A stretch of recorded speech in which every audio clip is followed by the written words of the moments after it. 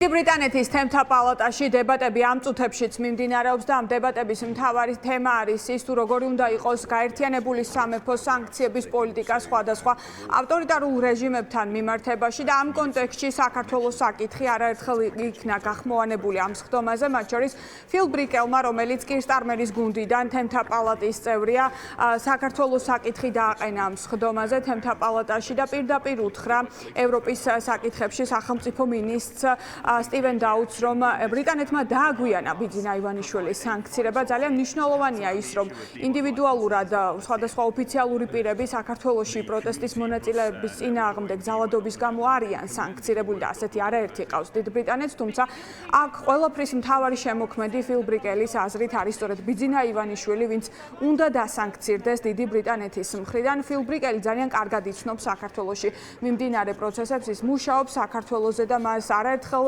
დაუყენებია საქართველოს საკითხი დიდი ბრიტანეთის აღმასრულებელ ხელისუფლებაში, მათ შორის საგარეო საქმეთა მინისტრთან და ამ შემთხვევაში მას შესაძლებლობა მიეცა, რომ კითხვები დაესვა ევროპის საკითხებში სახელმწიფო მინისტრისთვის სტივენ დაუთისთვის და მან პირდაპირ თქვა, რომ მნიშვნელოვანია დასანქცირდეს ბიძინა ივანიშვილი და ერთ-ერთ მიზეზად მან დაასახელა შესაძლო სანქციების გვერდისავლის საკითხი. საქმე ეხება იმას, რომ დიდმა ბრიტანეთმა რამდენიმე კვირის წინ დაასანქცირა რუსული კომპანია რუსნეფტი, რომელიც მხილებული არის რუსეთის ომის მანქანის მხარდაჭერაში და სწორედ ამ მიზეზით დაასანქცირა დიდმა ბრიტანეთმა რუსნეფტი.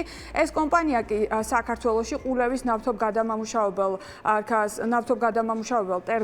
ტერმინალს აწვდის ნავთობს. რამდენიმე თვის წინ პირველი პარტია შევიდა ყულევის ნავთობ ტერმინალში. ამ ნავთობის შესაბამისად არსებობს კითხვები, ხომ არ არიდებს ახლა უკვე ქართული ოცნება თავს სანქციებს და ესეც არის ერთ-ერთი მიზეზი, რაც უნდა მოიკვლიოს საგარეო საქმეთა სამინისტრომ. შეგვიძლია მოვისმინოთ ახლა რა გზავნილები ჰქონდა პირველ რიგში ფილ ბრიკელს. Effective sanctions regimes for human rights violations and corruption speak to who we are as a nation. ადამიანის უფლებების დარღვევისა და კორუფციის გამო ეფექტური სანქციების რეჟიმის დაწესება რეალურად აჩვენებს, ვინ ვართ ჩვენ როგორც ერის სინამდვილეში. ერი, რომელიც დგას კანონის უზენაესობის მხარეს. ერი, რომელიც პატივსცემს საერთაშორისო სამართალს. დავიწყოთ საუბარი საქართველოთი, რადგან საქართველო ის ქვეყანაა, რომელიც ევროპას უნდა უახლოვდებოდეს და არა უკან იხევდეს ავტორიტარიზმში მოსკოვის სასარგებლოდ. მთავრობის ყველა შტო და სახელმწიფო უწყებები მიტაცებული აქვს ბიძინა ივანიშვილის და პარტია ქართულ ოცნებას. სამოქალაქო საზოგადოებას ებრძვიან. დამოუკიდებელი მედია და არასამთავრობო ორგანიზაციები მიზანში ყავთ ამოღებული უცხოური გავლენის აგენტების კანონით, რომელიც კრემლის სახელმძღვანელოდან მოდის. მშვიდობიანი დემონსტრანტები კი ყოველთვის ეჩეხებიან ძალადობას. დიდ ბრიტანეთს დაწესებული აქვს სანქციები ზოგიერთი პირისთვის, ვინც პასუხისმგებელია ჟურნალისტებსა და პროტესტის მონაწილეებზე ძალადობაში. რაც მისასალმებელია, თუმცა მინისტრმა ჩემი აზრით იცის, რომ ეს საკმარისი არაა. დიდმა ბრიტანეთმა შეცდომა დაუშვა, როცა მათ არ დაასანქცირეს ბიძინა ივანიშვილი. ის დასანქცირებული უნდა იყოს მაგნიტსკის აქტით, გლობალური ანტიკორუფციული რეჟიმით. ივანიშვილის ამ დრომდე სანქციების მიღმა ყოფნა ცუდ სიგნალს უგზავნის სხვა კლეპტოკრატებსაც მსოფლიოში.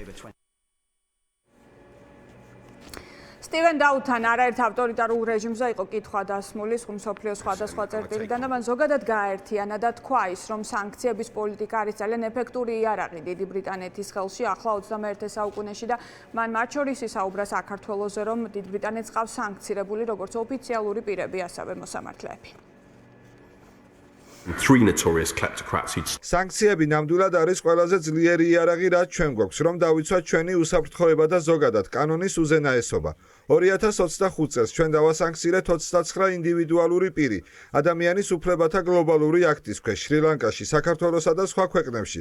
ჩვენ ასევე დავასანქცირეთ კორუმპირებული ოფიციალური პირები და მოსამართლეები საქართველოში, გვატემალასა და პრორუსული ჯგუფები მოლდოვაში. ადამიანები, ვინც ძირს უთხრიდნენ დემოკრატიას და კანონის უზენაესობას. ასე რომ ნამდვილად სანქციები დიდი ბრიტანეთის ხელში ეფექტური იარაღია და ჩვენ ვაგრძელებთ მუშაობას.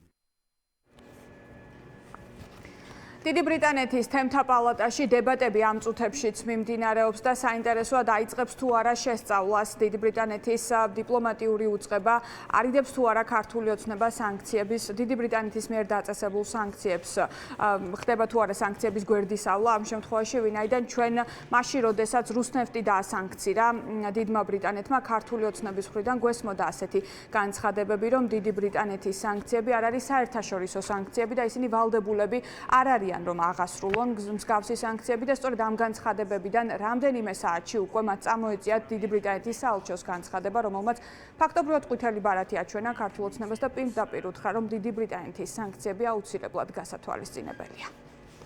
ბრიტანეთის პარლამენტში მიმდინარე დებატების შესახებ თათია წოწონავა საუბრობდა პირდაპირ ეთერში.